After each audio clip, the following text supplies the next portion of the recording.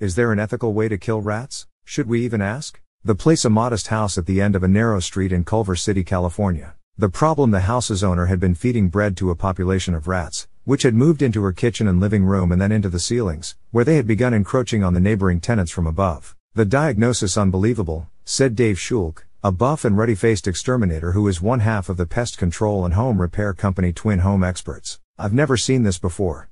Mr. Schulk was speaking breathlessly to a camera that he had trained on himself. He was alone behind the house, but his intended audience was the nearly 250,000 subscribers of the Twin Home Experts YouTube channel, where he and his identical twin brother, Jim, post videos of themselves on the job. 9 years ago they began uploading videos about general home repair, with titles like how to unclog a toilet without a plunger and how to find a sewer odor, but, more than 70 million views later, their content has skewed toward rats. Attic rats, we smoke them out is one recent title. Also, destroying fat rats in Washington, D.C., and quat, and rat trapping in Mexico City, we baited with churros.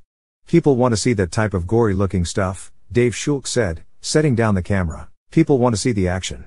View counts are directly related to whether a video's thumbnail shows some sort of tool, a screwdriver, or a sawzall, or a bulked up trap pointing at a rat. The thumbnail of the Schulk's most popular video, with over 5 million views, features an airsoft gun pointed at a rat nest. Eric Adams, the mayor of New York City, that ignominious retropolis, has also been playing on this morbid fascination with the mid-size rodents. Since the beginning of his term in 2022, Mayor Adams has been vocal about his fear and hatred of rats and about his drive to kill them. In November, his office posted a job listing for a rat czar. Whoever took the job, the listing noted, had to be somewhat bloodthirsty. And quat. Deployed as a light-hearted rallying point amid other, more charged policies, the anti-rat agenda has been covered extensively by media outlets. We're making it clear that rats do not run this city, Mayor Adams said in a news conference last year. Reasons for controlling the urban rat population are abundant. The animals can spread diseases to humans, destroy property and damage native ecosystems. But rats are also cognitively advanced social animals, and questions about how to effectively control them can raise tricky ethical questions.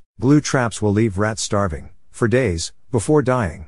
Poison leads to a slow, painful death and can endanger other wildlife. Standard wooden snap traps often catch limbs or tails, forcing rats to gnaw them off in desperation. Live-catch traps are difficult to implement, and when many rats are stuck in the same place together without food, they sometimes eat one another. Even if rats are extracted from an urban environment, what do you do with them? Release them into the woods, where they can damage existing ecosystems. Keep them as pets? Rats are reviled but resilient, dangerous but inculpable. Right away, you end up in a very uncomfortable position, said Robert Corrigan, a New York City rodentologist who has studied urban rats for decades. There's no way to get out.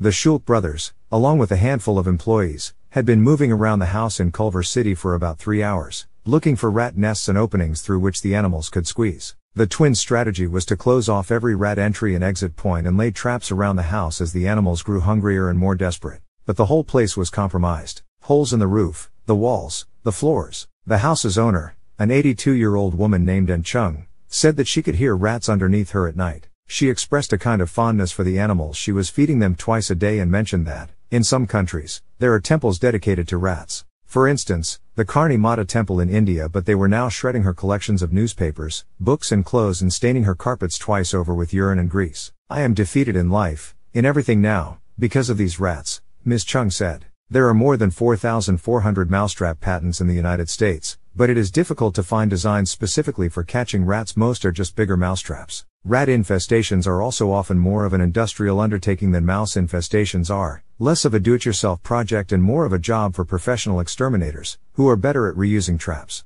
Partly because of this, Woodstream, the country's largest rat and mousetrap manufacturer, sells some 60 million mousetraps a year and 9 million rat traps, according to Miguel Nestal, the company's president and chief executive. Most of these are the classic wooden spring-loaded snap trap, which Woodstream sells under the brand name Victor. Mr. Nestal said that the main complaint he gets about his rat traps is simply that they don't kill rats. Mice are relatively uncomplicated pests, they go for whatever food source is available and, because they're small, are easy to dispatch. But Mr. Nestal said that, according to his company's research, only about 65% of the rats that trigger snap traps die. They will wriggle free or outsmart the trap, swiping the bait out safely. Rats are also wary of new things, like traps. When you and I are gone, and there's nothing else on Earth, there will be roaches and rats, Mr. Nestal said. Sean Woods, a YouTuber who reviews mouse and rat traps, said that he often has to leave his rat traps out for a couple of days without setting them so the animals feel safe grabbing the food. Mr. Woods tests a trap every week and has a collection of thousands of rodent traps at his home in Oregon.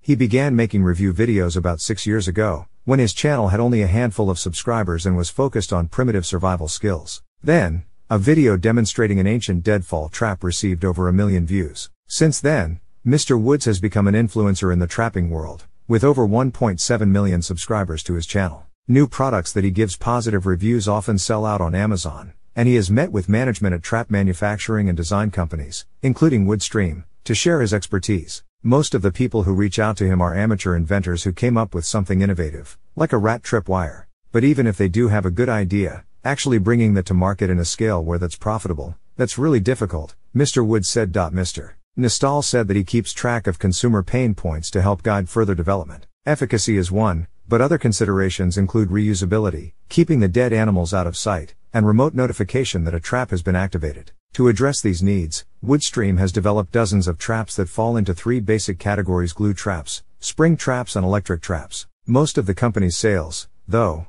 come from the classic Victor spring snap trap, which was invented in 1897. That was one of the traps that the Shulk twins set up in Ms. Chung's house in Culver City at the end of their first day on the job. The trap was loaded with chunky peanut butter and modified slightly, with a razor blade glued to its edge, to make it, as Dave put it, the deadliest trap ever. The other trap was what the Shulks called the twin ratvots, a vacuum modified to turn on when triggered by the presence of a rat, which would then get sucked into a bucket. Wi-Fi cameras were set up to catch the action. A gust of wind rustled tarps laid out on the back porch. The next step was to wait.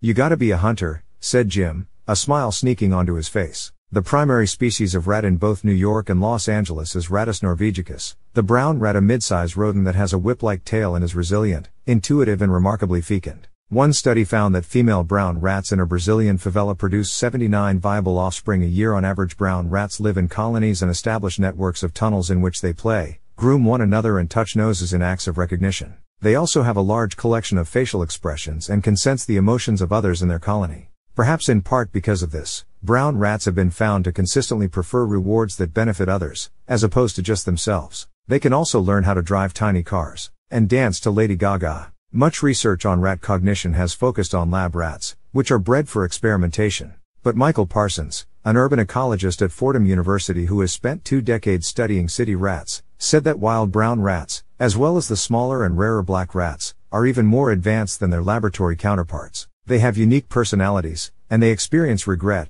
remorse, and social justice, Dr. Parsons said. Drive. Corrigan, who has lived and slept in barns full of rats to better understand them, concurred. They're intelligent animals. They make decisions. They regret when they make decisions. They're altruistic. Everything we have going, they have going. It can be difficult for scientists like Dr. Parsons and Dr. Corrigan to secure funding for research on wild rats, and even more difficult to attract new researchers. "I think there are fewer than a dozen research teams worldwide that study urban rats," Dr. Parsons said. "This is partly because rats are dangerous. They carry diseases like bubonic plague and are most populous in environments that most humans don't enjoy. Brown rats are also known as sewer rats, and can survive on almost any kind of food: fruit, grain, worms, trash, feces, carcasses." Much of Dr. Parsons's research in New York is carried out in waste management facilities in the dead of night. The argument for researching wild rats often amounts to something like "know thy enemy."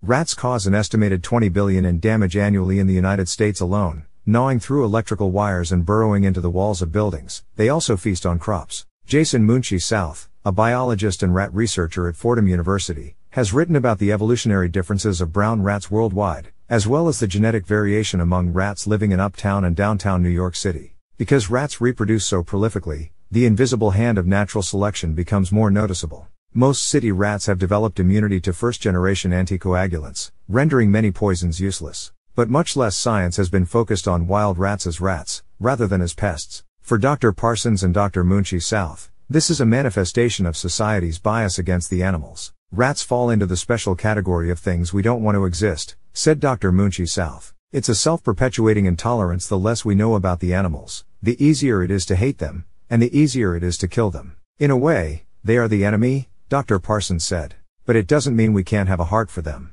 Rat trappers, and the rat trapping industry, are not unsympathetic to these arguments. Mr. Nistal acknowledged that glue traps are inhumane, and he said that his company had been phasing them out. "But," he added, for particularly dangerous infestations, for instance, hundreds of rats under a hospital. Glue traps are the fastest and most effective method of control. Mr. Woods often considers whether his popularity on YouTube might have less to do with the practical information he imparts and more to do with the spectacle of dead rats. In his videos, he blurs out the rats' dying moments and often demonstrates traps on stuffed animals, but copycat channels have since popped up that essentially publish rat snuff films. I have a very fine line to walk, where I'm trying to teach people the best way to control rodents without profiting off of blood and guts and torture, Mr. Woods said. Some of his videos highlight antique traps, like a 19th century wooden trap that is shaped like a rat and shoots harpoons from its eyes, or quicksand traps that suffocate rodents. He refuses to feature glue traps and spring traps that aren't strong enough to immediately kill the rats, which he believes cause unnecessary suffering. Even drowning traps, he found, are morally ambiguous. Some rats can swim for more than a day before succumbing. His favorite setup is the Victor snap trap, modified with wooden blinders so the rats must enter headfirst. His favorite large-scale trap is called the Ulick repeater trap, which can catch dozens of live rats in one night. Because brown rats are invasive in Oregon, Mr. Woods then kills them in carbon dioxide chambers, which he thinks is most humane. For my own conscience, that's what I do, he said. Aaron Ryan, who works for the British Columbia Society for the Prevention of Cruelty to Animals in Vancouver, Canada, has spent years studying rodent traps and thinking of ways to implement a citywide control program that minimizes harm. What I've learned in my research is that humane means something different to everybody, she said. But there's always a time and place for lethal control when it comes to rodents. It's simply unsafe to catch and release hundreds of rats. Ryan advocates a more holistic approach, starting with an understanding of the animals and their interactions with the urban ecosystem. In the wild, rats face painful deaths at the hands of predators and freezing weather. But in cities, rat issues and rat death almost always can be traced back to people. Humans brought brown rats to North America, destroyed the habitat of potential predators and created environments where rats could thrive. Humans maintain systems of trash and waste and often don't clean their homes. City rats are a species that in some sense humans have created, Dr. Munchie South said. They're evolutionary and ecologically linked to us. On this, nearly all rat researchers agree. For me, rats are not the enemy, Dr. Parsons said. People are the enemy. Drive. Corrigan is often hired for massive, complex infestations and designs programs to help control the rodents. He can end up dealing with hundreds of rats living in the walls of a dormitory or in the basements of buildings. When that happens, he said, it's an all-out war to eliminate a very real, substantial risk to human health and safety. But in the end he has to kill animals that he has spent his whole career studying. Years ago, Dr. Corrigan started writing about the contradictions of treating rodents humanely, and it was the most difficult thing he had ever tried to put into words. Can we, as a humanity, be humane to this animal? He said. The answer is a very cold, hard no. In Culver City, the Schulk twins caught 4 rats. One was snapped in a Victor trap in the garage during the night, its neck sliced by the razor blade. 2 more were sucked into the twin rat vaults in the living room. The 4th came as the brothers and 2 employees were cleaning up the kitchen on the second day of the job. As they moved the refrigerator, a rat jumped out from behind, and one of the employees sucked it up into a bucket with a vacuum. The 4 men brought the bucket with the rat outside and opened the top. There was an inch of gray liquid at the bottom. The rat was wet, clawing at the smooth walls around it. One of the employees picked it up by its tail as Dave got a couple of close-up shots with his camera. The day was sunny, and a child was playing on a tire swing next door. The Schulks often get comments on their YouTube videos shaming them for profiting from killing rats. Which kind of makes sense in a way, Dave said. But in the same token, there are too many rats and they need to be killed. He noted that he could try to save every rat he found and drive it 30 miles away. But how could he run a business doing that? And what other sorts of environmental damage would that do? I'm not a believer in saving rats, he said. I don't have a heart for them, 'cause they're nasty. After capturing the rat footage, Dave returned the animal to the bucket. His brother and employees went back to cleaning up the house. Dave stared at the rat and picked up a wooden 2x4, painted white, that was lying on the ground. He located the rat's head and crushed it with the short end of the beam. I don't want it to suffer, he said, as he pushed down with all his weight. The rat struggled for a moment, then stopped. Poor guy, Dave said, and gave the beam one last push for good measure.